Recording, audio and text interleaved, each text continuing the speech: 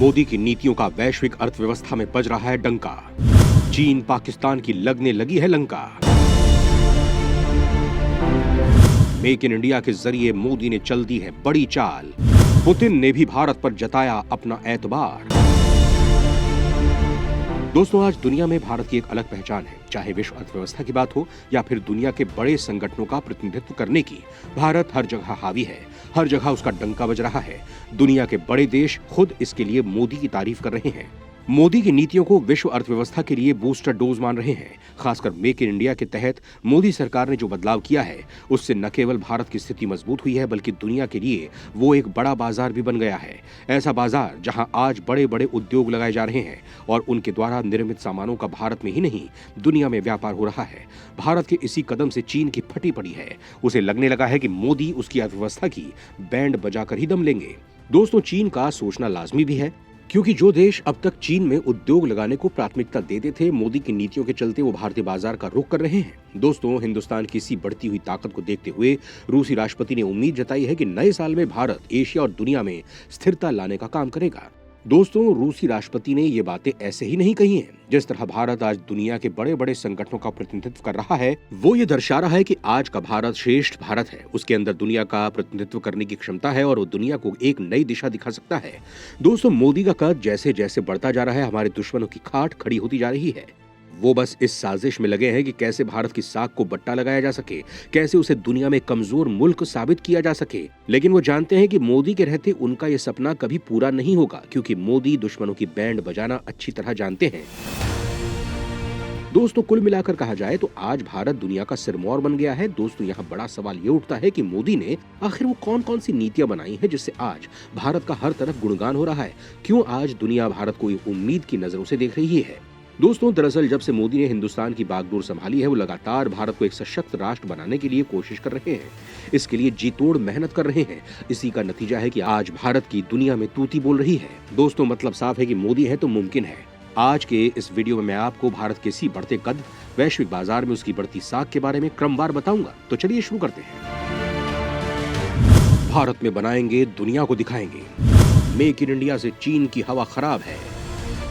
दोस्तों, आज से कुछ साल पहले हम अक्सर मेड इन इंडिया शब्द सुनते थे, लेकिन 2014 के बाद से हमें मेड इन इंडिया की बजाय मेक इन इंडिया के शब्द ज्यादा सुनाई देते हैं। दोस्तों, यहाँ सवाल ये उठता है कि मेक इन इंडिया और मेड इन इंडिया में क्या फर्क है और इन दोनों में से कौन सा भारत के लिए बेहतर है और क्यों। साथ ही मेड इन इंडिया को मेक इन इंडिया करने में भारत में क्या कुछ बदलाव आया है।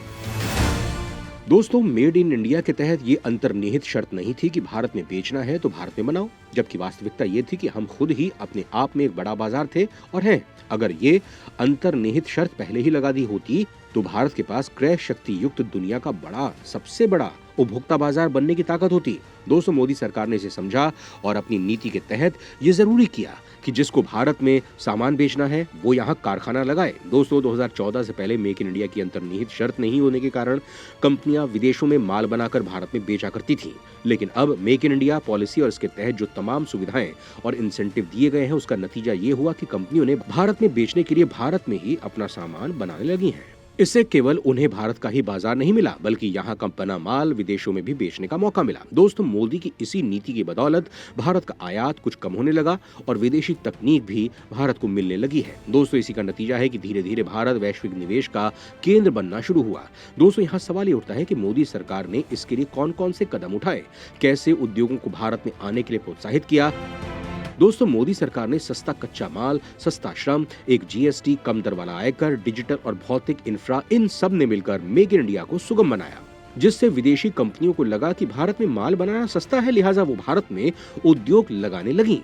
दोस्तों, भारत सरकार को ये लगने लगा था कि भारत अगर बाहर से माल खरीदता रहेगा तो न भारत को प्रौद्योगिकी में आत्मनिर्भरता हासिल होगी और न ही भारत आत्मनिर्भर बन पाएगा। इसीलिए भारत सरकार ने मेक इन इंडिया के साथ साथ आत्मनिर्भर भारत का अभियान भी शुरू किया, जिसके तहत सबसे पहले डिफेंस को टारगेट किया गया। डिफेंस से शुरुआत हुई और धीरे धीरे ये कई क्षेत्रों तक जाने लगी, जिसमें मोबाइल और इलेक्ट्रॉनिक का बढ़ता हुआ बाजार प्रमुख है। इससे भारत में उत्पादन भी बढ़ा, रोजगार भी बढ़े और टैक्स के रूप में कमाई भी। दोस्तों, ये सब फीचर मेड इन इंडिया में सीमित रूप में थी। इसमें कोई अंतर्निहित शर्त नहीं थी कि भारत में बेचना है तो भारत में बनाओ। दोस्तों, मेक इन इंडिया ने विदेशी मुद्रा भंडार को बढ़ाने और चालू खाते का घाटा कम करने में भी मदद की, क्योंकि इस नीति से आयात की मात्रा कम हो गई। सरकार ने इसमें सहूलियत देने के लिए कुछ टैक्स और कानूनी सुधार भी किए ताकि मेक इन इंडिया सफल हो। दोस्तों, कहने में गुरेज नहीं कि मोदी सरकार की नीतियों के चलते वैश्विक अर्थव्यवस्था में भारत की जड़ें मजबूत हुई हैं। विश्व अर्थव्यवस्था में भारत का बज रहा है डंका। दुनिया के बड़े देश भारत का मान रहे हैं लोहा। दोस्तों, विदेश मंत्री एस जयशंकर ने कहा है कि वैश्विक अर्थव्यवस्था में आज भारत का दबदबा बढ़ता जा रहा है, क्योंकि भारत को प्रत्यक्ष विदेशी निवेश के लिए महत्वपूर्ण स्थान बनाने में मोदी सरकार की आर्थिक दृष्टि से संचालित व्यापार नीतियों और सुधारों ने योगदान दिया है। दोस्तों, एस जयशंकर ने आगे कहा कि हम अपने इतिहास में सर्वाधिक एफडीआई प्रवाह हासिल कर रहे हैं। पिछले साल हमें एफडीआई के रूप में 81 अरब डॉलर मिले। साल 2021-22 के लिए पहली बार हमारा निर्यात 400 अरब डॉलर के पार गया और इस साल हमने 470 अरब डॉलर का लक्ष्य रखा है। हम दुनिया के सबसे बड़े स्टार्टअप इकोसिस्टम में से एक बन गए हैं। अब हम करीब 100 यूनिकॉर्न की मेजबानी कर रहे हैं। वर्तमान में हमारे पास यूनिकॉर्न्स की तीसरी सबसे बड़ी संख्या है। हमारा लक्ष्य भारत को एक प्रमुख मैन्युफैक्चरिंग हब बनाना है। इसके साथ ही देश को 2025 तक 5 ट्रिलियन की अर्थव्यवस्था के रूप में उभारना है, जिसकी कोशिश तेजी से की जा रही है। कोविड महामारी के दौरान हम टीकों के निर्माण के सबसे बड़े वैश्विक केंद्रों में से एक थे और हमने 100 देशों को टीकों की आपूर्ति की। उन्होंने कहा कि G20 के लिए हमारा आदर्श वाक्य वसुधैव कुटुंबकम है। इसे हम कोविड महामारी के दौरान व्यवहार में भी लेकर आए। दोस्तों, दुनिया को लेकर भारत की इसी नीति की पुतिन ने सराहना की है और उससे दुनिया में स्थिरता लाने की उम्मीद भी जताई है। जिगरी यार मोदी के लिए पुतिन का खास संदेश। भारत से दुनिया को ढेरों उम्मीद की कही बात। दोस्तों, रूस के राष्ट्रपति व्लादिमीर पुतिन ने विश्वास जताया है कि SCO और G20 की भारत की अध्यक्षता दोनों देशों के बीच बहुआयामी सहयोग का निर्माण करेगी और एशिया समेत पूरी दुनिया में स्थिरता और सुरक्षा को मजबूत करेगी।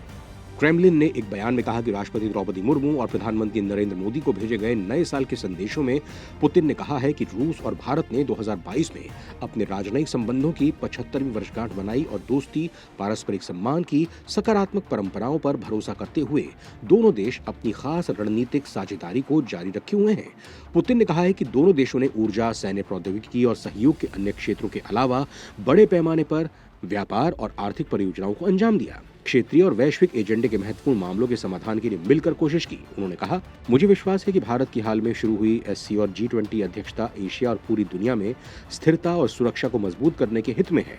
हमारे लोगों के लाभ के लिए बहुआयामी रूस भारत सहयोग के निर्माण के लिए नए अवसर खोलेगी। दोस्तों, आपको बता दें कि भारत ने 1 दिसंबर को औपचारिक रूप से G20 की अध्यक्षता और 16 सितंबर को शंघाई सहयोग संगठन की अध्यक्षता संभाली थी। दोस्तों, पुतिन के बयान से साफ है कि मोदी ने आज दुनिया में भारत की तस्वीर बदल दी है। रूस को ही अगर देखें तो एक वक्त हम रूस पर कई चीजों के लिए निर्भर थे, लेकिन आज हालात बदल गए हैं। भारत ने रूस पर काफी हद तक अपनी निर्भरता कम कर दी है। आज रूस भारत के लिए पल के पावड़े बिछाए बैठा रहता है, उसकी तरफ उम्मीद की नजरों से देखता है, क्योंकि भारत दुनिया की एक महाशक्ति बन गया है। दोस्तों, यहाँ सवाल ये उठता है कि भारत की इस बढ़ती शक्ति से हमारे दुश्मन कितने टेंशनाइज हैं और वो भारत के बढ़ते कदम को रोकने के लिए कौन सी साजिशें रच रहे हैं। दोस्तों, जैसा कि आप जानते हैं कि चीन हमेशा भारत के खिलाफ सीमा पर साजिशें रचता रहता है, उसकी जमीन पर कब्जा करना चाहता है, इसीलिए उसे भारत की तरक्की हजम नहीं होती है। भारत के बढ़ते कदम से उनकी नींद हराम हो गई है। उसे लग रहा है कि आज भारत जिस गति से तरक्की कर रहा है, दुनिया में अपना नाम कमा रहा है, उससे आने वाले वक्त में चीन को खतरा हो सकता है, क्योंकि भारत न केवल उसके बाजार को खत्म कर रहा है, बल्कि उसके दुश्मनों की भी मदद कर उन्हें चीन के खिलाफ खड़ा होने की ताकत दे रहा है। यही नहीं, भारत ने समुद्र में भी चीन के पैरों में बेड़ियां डाल दी हैं, जिससे एक एक कर उसके मंसूबे नाकाम हो रहे हैं। दोस्तों, कहने का लबो-लुआब यही है कि मोदी के कारण आज भारत दुनिया का बेताज बादशाह बनने की ओर अग्रसर होता जा रहा है और हमारे दुश्मन यही देखकर जले जा रहे हैं। जय हिंद, जय भारत।